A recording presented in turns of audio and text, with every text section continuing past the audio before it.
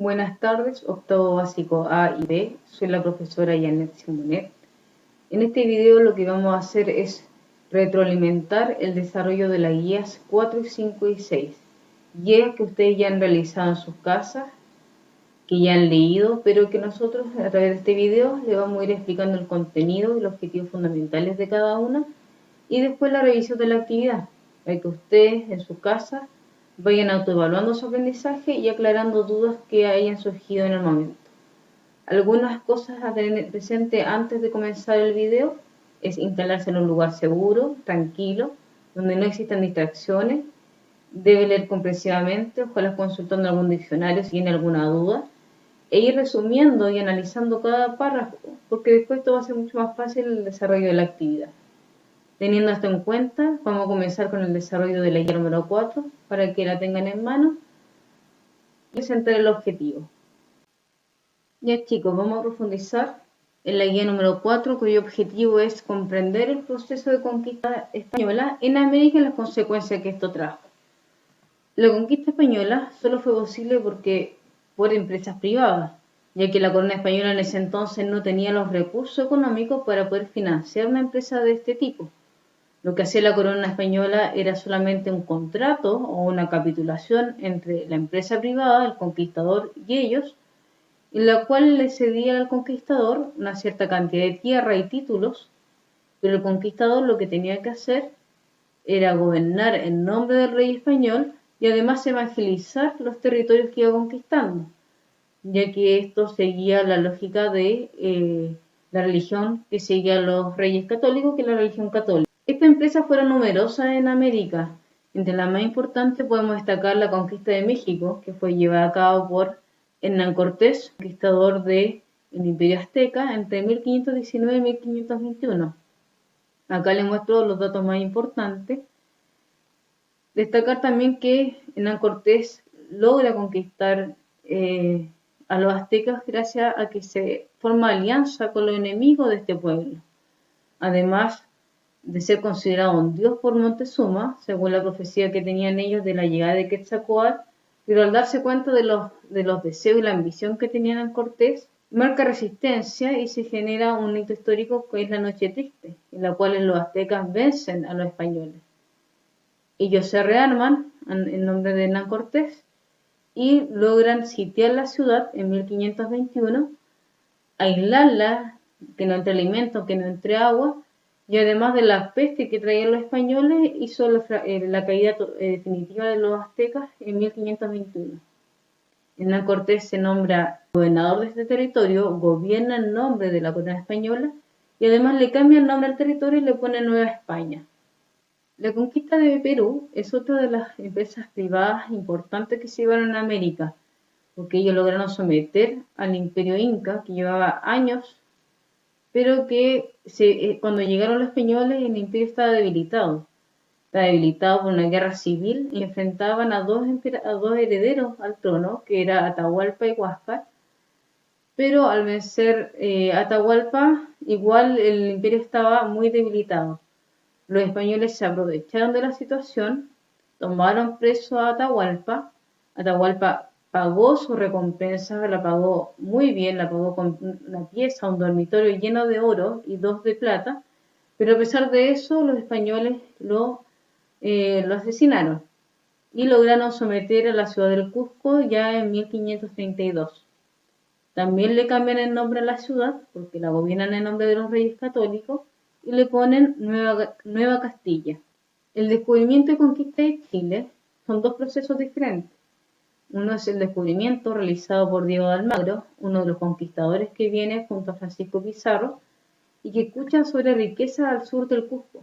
Por lo tanto, él arma su empresa privada, con más de 500 españoles y más de 1000 yanaconas, o indígenas locales, parte del Cusco, atraviesa el altiplano, la cordillera de los Andes, encuentra resistencia indígena, no encuentra ninguna riqueza, porque varias de estas riquezas eran escondidas por los indígenas, y frente a ese fracaso se devuelve por el desierto de Atacama.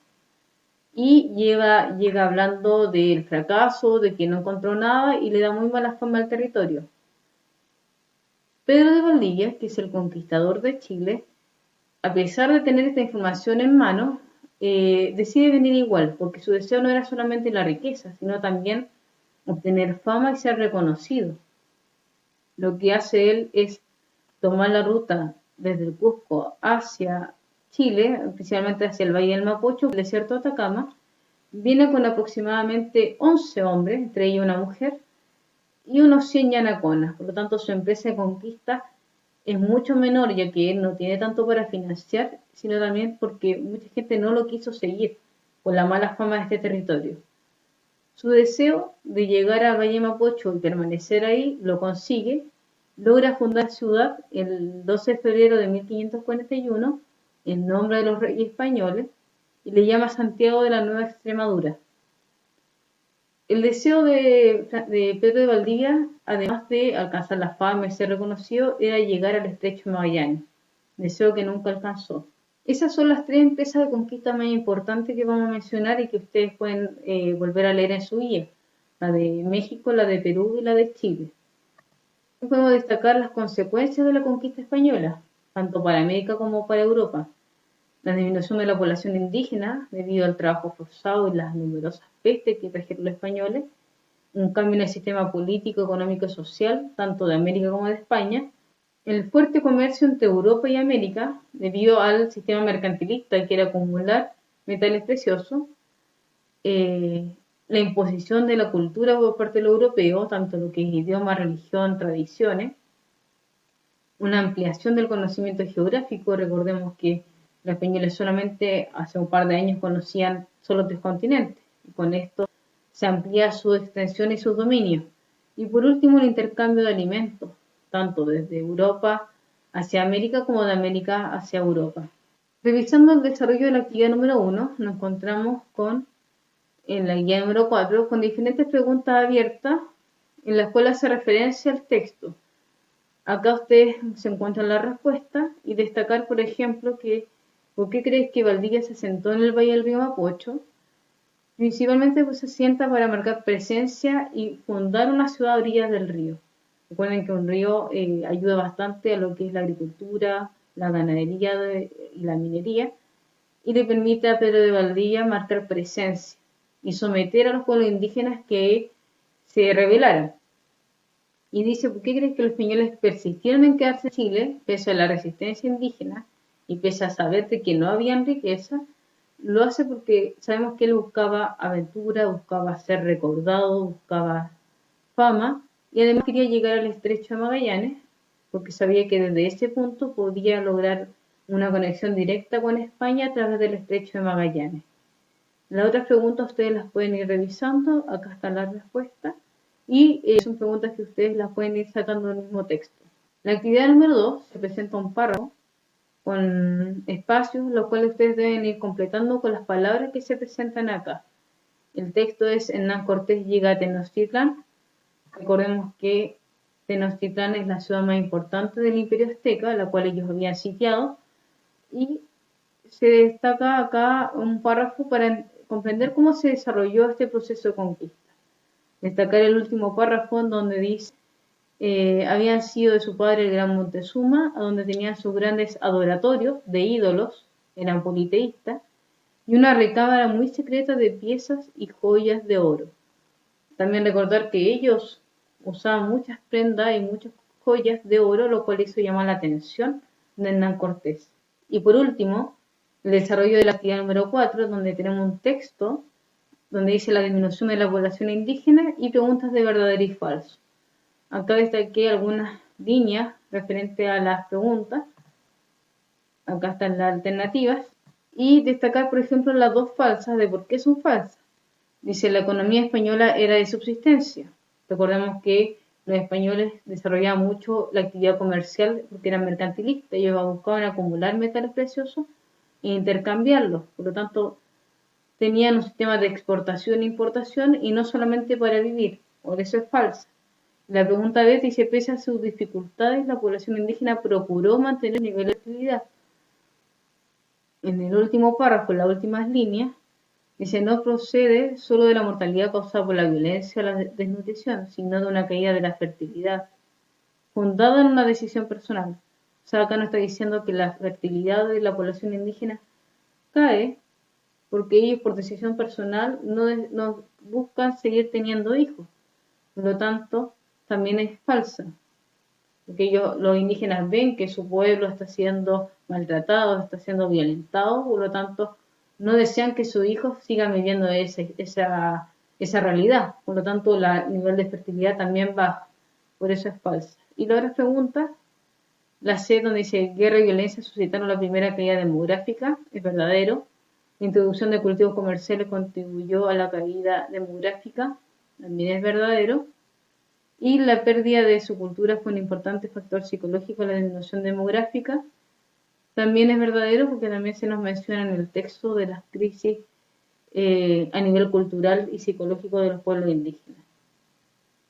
Con la revisión de estas actividades, damos por cerrada la guía número 4 y comenzamos a interiorizarnos en las consecuencias de la población indígena, pero a través del análisis de diversas fuentes que corresponde a la guía número 5. Para conocer las consecuencias de la población indígena frente a la conquista española, vamos a ir analizando una de las fuentes a través de imágenes. Ustedes tienen la fuente en su casa, la guía número 5, y la pueden ir leyendo nuevamente. En el primer texto, que es una causa de la muerte indígena, tenemos dos imágenes. La primera que nos habla de que fue a causa de una represión y una violencia ejercida por los españoles hacia los indígenas, pero también destaca, y más importante aún, que el declive de la población indígena fue principalmente debido a las pestes que trajeron los españoles. Una de estas pestes, y el ejemplo que se pone en el texto, es la de México. Hernán Cortés, cuando se retira de Tenochtitlan la primera vez, después de su fracaso, deja en la ciudad una peste que es la viruela, la cual los aztecas no la conocen y no tienen remedio para la enfermedad, lo cual causa una alta mortalidad en la población. En la actividad se presentan 4 preguntas en relación a esa fuente. ¿Qué efectos demográficos tuvo la llegada del español en América? Como lo había mencionado, un descenso muy brusco en la población indígena, no solo la guerra, sino también por las pestes que trajeron los españoles. ¿Cuáles eran las cantidades que se mencionan? Entre 100.000 a 200.000 indígenas, baja a 10.000, incluso un poco más, pero estamos hablando en un periodo de 2 a 3 años en el que baja muy drásticamente la población. Pregunta 3. ¿Por qué el autor recalca que la causa de muerte de los indígenas no fue solo maltrato y guerra? Porque hace referencia a que las pestes que trajeron los españoles generan más muertes que las mismas guerras y violencia ejercidas por los españoles. Y la pregunta 4. ¿Por qué los españoles se contagian con tanta facilidad? Es porque los indígenas no conocían la peste, no tenían anticuerpos frente a esta enfermedad nueva, no tenían cómo enfrentarla, lo cual causaba una alta mortalidad. La fuente número 2, la guía número 5, hace referencia a la indígena como un ser inferior. Acá tenemos una imagen donde sale Colón con la llegada de indígenas frente a los reyes católicos, y el indígena era visto como un ser tan inferior que era comparado con una mujer o un niño en España. Incluso se le consideraban bárbaros, incivilizados, inhumanos, personas a las cuales ellos pudieran utilizar como cualquier cosa. En las preguntas, dice la pregunta número 1, según el autor, ¿por qué tenían derecho los españoles de dominar a los pueblos americanos? Porque eran considerados inferiores como mujeres y niños frente al hombre español, el cual al ser blanco y español era considerado superior frente a los otros. La pregunta 2 es cómo eran los indígenas según los españoles. Eran inferiores, bárbaros, incultos, inhumanos e incivilizados, siendo ellos todo lo contrario. Ellos se consideraban ser civilizados, superior, culto, y veían con inferioridad a estos pueblos para ellos extraños. La pregunta 3 dice, ¿qué sucedía si los indígenas no aceptaban ser sometidos? Los sometían a través de la violencia y a través de la guerra, mostrando la superioridad de la corona española sobre ellos. La pregunta 4, ¿qué les traería a los indígenas el nuevo imperio, el cual sería sometido? Ellos decían que le iban a traer comodidades y utilidades siempre y cuando los indígenas se sometieran a los españoles, hecho que nunca ocurrió.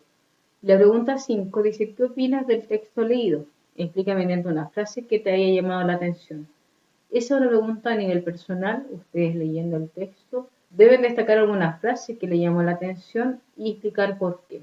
Por último, en el último texto de la guía, tenemos la voz de los indígenas, de Fray Antón Montesinos. Acá tenemos la foto de una escultura de Fray Antón Montesinos, una escultura bastante sobresaliente. Lo tenemos a él en una foto dando ayuda a los indígenas, a los necesitados, y aquí bautizando. Fray Antón Montesinos era un fraile dominicano, el cual vino conjunto a la primera llegada de los españoles y venía a evangelizar en nombre de la religión católica, a pedido de los reyes católicos. Pero él no solamente venía a evangelizar, él se dio cuenta del trato que estaban haciendo los españoles hacia los indígenas, y él fue la voz de defensa del pueblo indígena. Por eso se puede ver representado así. Él en una misa hizo un discurso dando a conocer los abusos que hacían los españoles sobre los indígenas, de que eran sometidos, eran castigados, de que eran incultos, bárbaros, pero a la vez le pedía a los indígenas que se sometieran a la religión de ellos, una religión católica en la cual tenían que amar al prójimo, tenían que bautizar, lo cual esa discordancia Fray Antón Montesinos la hacía ver. Las preguntas son 6. La pregunta número 1 dice: averigüe quién fue Fray Antón Montesinos y explique brevemente. Fue un fraile dominico español y uno de los primeros en llegar a América con la primera llegada de los españoles, y que es a juzgar el trato que le daban los españoles a los indígenas. Según Fray Montesinos, ¿cómo trataban los españoles a los indígenas? Eran tratados como servidumbre, castigados, les negaban la comida, el agua y curaron sus enfermedades. Por eso también debemos al alto descenso que tenía la población indígena. La pregunta 3, ¿por qué los españoles tenían ese trato con los indígenas? Porque creían que era derecho por sobre los naturales. Ellos creían que por ser superior y por ser españoles tenían derechos sobre la población indígena. La pregunta 4 dice: ¿por qué Fray Montesinos advierte que los españoles tratan a los indígenas como si no tuvieran alma? Fray Montesinos critica a los españoles al momento de querer evangelizar a los indígenas, ya que evangelizar significaba bautizar, participar en misa y considerar que a quienes se está bautizando tenían alma. Por lo tanto, los españoles, en el trato que le hacían, eran totalmente contrarios a lo que estaban pregonando. Y la pregunta número 5 es: ¿por qué crees que Fray Montesinos decidió dar este sermón durante la misa? Sermón que se da los días domingos frente a los españoles. Y al darse cuenta de los abusos que cometían los españoles a la población indígena, el fray se le conoce como la voz de los oprimidos, que es esta población vulnerada por la opresión de los españoles. Y la pregunta número 6 dice: averigüe qué le sucedió a Fray Montesinos luego de realizar este discurso en defensa de los indígenas. Después de su discurso, a la semana después, en una otra misa, él siguió reafirmando y confirmando los malos tratos que daban los españoles hacia la población indígena. Con eso damos por revisada la actividad de las fuentes primarias y las fuentes secundarias de la guía número 5, en las cuales destaca las consecuencias que sufrieron los pueblos indígenas frente a los españoles, y cómo, a pesar de todo esto, igual hubieran personas españolas, frailes, que defendieron sus derechos. Y no solamente Fray Montesinos, sino también, en el caso de Chile, tenemos a Bartolomé de las Casas. Ahora vamos a dar paso al último objetivo de la clase. Finalmente nos vamos a concentrar en la guía número 6, cuyo objetivo es caracterizar el periodo colonial de América y de Chile. En su guía van a encontrar diferentes características y aspectos del periodo colonial, y vamos a ir definiendo brevemente cada uno de ellos hasta llegar al desarrollo de las actividades. Acá presentamos una línea de tiempo en la cual podemos ubicar en qué periodo nos estamos refiriendo. Al principio del video nos referimos al descubrimiento y conquista de América, destacando las empresas de conquista como de Hernán Cortés, Pizarro, Diego de Almagro, y ahora nos vamos a concentrar en la época colonial entre el siglo XVI y siglo XIX. ¿Y qué se refiere a época colonial o América colonial? Es cuando Europa tiene un dominio sobre el territorio americano en diferentes aspectos de la vida, un aspecto económico, político, social, cultural ya lo logra controlar, y eso se extendió entre el siglo XVI y siglo XIX. Con respecto a la organización social durante la colonia, tanto en América como en Chile, se destaca por ser jerárquica. Tiene una pirámide jerarquizada donde el que está arriba tiene dominio sobre los demás, y coincide con que está arriba, los españoles son en menor en cantidad que los demás, que los que están en la base. Además de eso, es una sociedad altamente dividida por castas sociales y por las diferentes etnias. Es decir, que por el color de piel es donde se iban a ubicar dentro del estrato social. Suele ser que el que esté arriba es el hombre blanco español, mientras que los que van bajando, el tono de piel se va oscureciendo, siendo los que están abajo en la base de la pirámide son la población negra, que suele ser la población esclava. Los que están entre medio son los indígenas, que es la población nativa, y más abajo están los criollos y los mestizos. Los criollos son aquellos españoles nacidos en América, y los mestizos es aquella fusión entre español e indígena, los cuales son inferiores al hombre blanco y superior que se considera el español. Por lo tanto, resumiendo, es una sociedad jerarquizada y dividida en diferentes castas sociales por el color de piel. Además, el que nace indígena, el que nace mestizo, no tiene movilidad social. Se queda en ese estrato social y no puede cambiar de posición. El sistema económico durante la colonia. Ya habíamos mencionado de que el sistema económico era la encomienda, en la cual los españoles tienen un grupo de indígenas, los cuales, como sale acá, debe evangelizar y proteger. El encomendero es el español que tiene estas funciones, en el contrato lo dice, y el indígena es quien debe pagar un tributo al encomendero, al español. Acá tenemos una foto del encomendero español con un grupo de indígenas que va a trabajar. Pero claramente esta situación, a pesar de que era lo ideal dentro del contrato, no se hacía. Sí se evangelizaba, pero el encomendero no protegía al indígena, y el indígena no trabajaba, no hacía un trabajo digno al encomendero, siempre había un trabajo forzado que tenía que pagar un tributo. Además, en este sistema económico, también destacar de que era un sistema mercantilista, lo que deseaba el español era acumular metales preciosos y llevarlo a España. También destaca por tener un monopolio comercial. ¿Qué quiere decir? Que las colonias americanas, por ejemplo, Valparaíso, Buenos Aires, Lima, Callao, La Habana, Veracruz, entre otros, estaban obligados a mantener una relación comercial solamente con España. Ese era el monopolio comercial, solamente podían comercializar con ellos, pero España podía tener más libertades, porque desde ahí es donde se gobernaba. Esta situación, este sistema económico lo hacían a través de un sistema de flotas y galeones. Las flotas eran el barco comercial que llevaban las mercancías de un lugar a otro, y los galeones eran estos barcos de guerra que protegían la mercancía que se estaba transportando. Además de este sistema que tenían entre España y América, destacar de que la actividad más predominante era la minería en un principio, y una vez que ya la minería empezó a bajar la cantidad porque se habían llevado todo, pasa a ser la ganadería y la agricultura. En la agricultura acá tenemos campos de trigo, y sabemos que el trigo es traído desde Europa y que se instala acá en América. Organización política y territorial de América colonial. Vamos a empezar por la parte del mapa. Sabemos que en España el rey es dueño de todos los territorios conquistados, y entre eso tenemos el territorio de América, el cual es bastante extenso. Y él, desde ese punto, no podía conquistar, no podía dominar todo su territorio. ¿Y qué es lo que hace?